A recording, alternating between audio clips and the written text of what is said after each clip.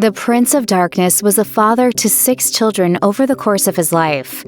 Who are they, and what are they up to now? Ozzy and Sharon Osbourne share 3 children. Their eldest, Aimée, is the only one of the legendary singer's kids who actively fronts a band, ARO. Aimée opted not to be a part of the Osbournes when the series began filming her family's daily lives, telling The Michael Anthony Show, "Being so aware of my father's presence in the media growing up, my private life with him and my family was something to be protected." To ensure she'd never be in front of the reality TV cameras, Aimée moved out of the house at just 16 years old. Do you have any regrets?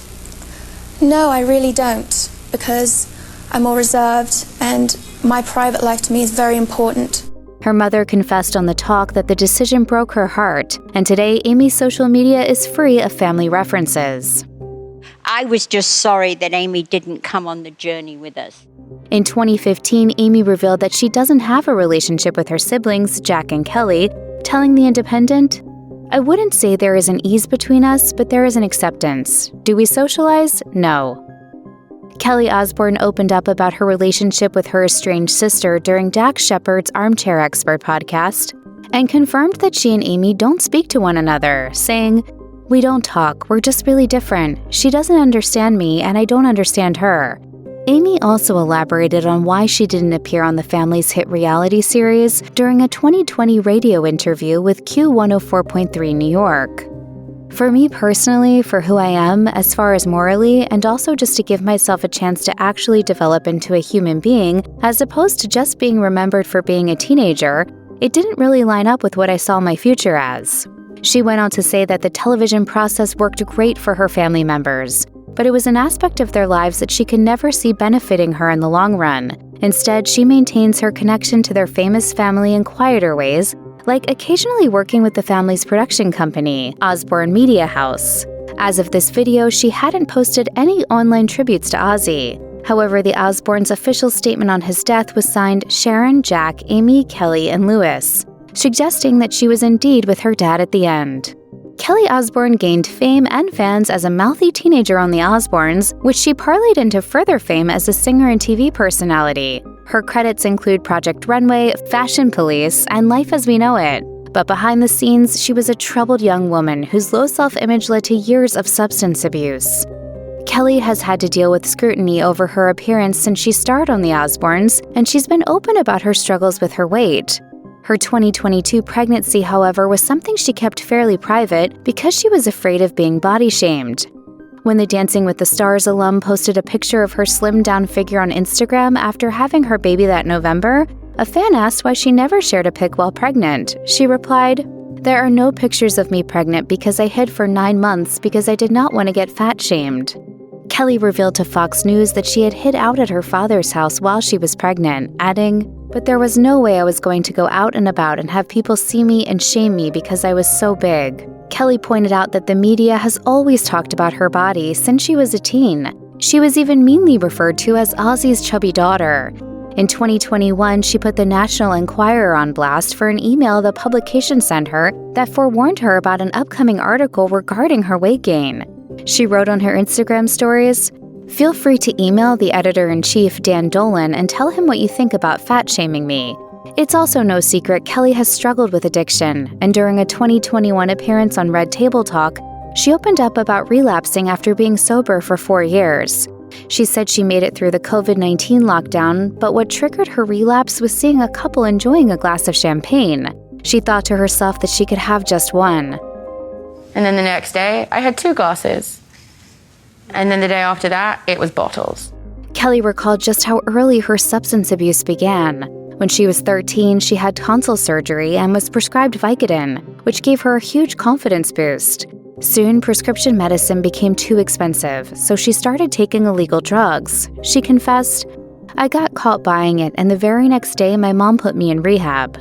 In another interview about her 2021 relapse, Kelly told Extra that she had a nervous breakdown as the lockdown started to lift. Everything in her life was fine, and that was the problem. And I'm that girl that when everything is going great, I need to up a little bit, you know? On May 27th, 2022, Kelly celebrated 1 year of sobriety. She wrote on Instagram to mark the occasion, What a difference a year can make. If you would have told me 365 days ago that I would be sober, happy, and about to be a mama, I would have laughed in your face. Life is truly amazing when you do the work. After multiple stints in rehab and some serious self-reflection, Kelly finally got her life together. Finding love with Slipknot DJ and keyboardist Sid Wilson helped. When the happy couple welcomed their son Sydney in 2022, she found another reason to stay clean and focused. I truly believe that my baby saved me and made me a whole human. Kelly was one of the family members cheering on her famous father at his final gig with Black Sabbath. She wrote on Instagram, "My dad got his moment in the sun. He was able to say thank you and goodbye in the most beautiful way." The day was made even more memorable afterwards when Wilson got down on one knee and proposed to her backstage. Naturally, Papa Ozzy couldn't let the moment pass without one of his signature quips, joking, "F off, you're not marrying my daughter." An expert told the list that Kelly Osbourne's deeply personal engagement ring has a hefty price tag of around $200,000, but for the happy couple, it was surely worth every penny. When you're the son of a heavy metal icon, you're unlikely to grow up dreaming about being an accountant or a businessman. In fact, Jack Osbourne once exclusively told the list that he wanted to study UFOs as a kid. And Ozzy Osbourne's youngest kid almost got his wish. That whatever it is has been captured numerous times on camera, and it seems to just defy physics. Among the many projects Jack has worked on over the years is The Osbournes Want to Believe, in which he and his parents explore supernatural phenomena.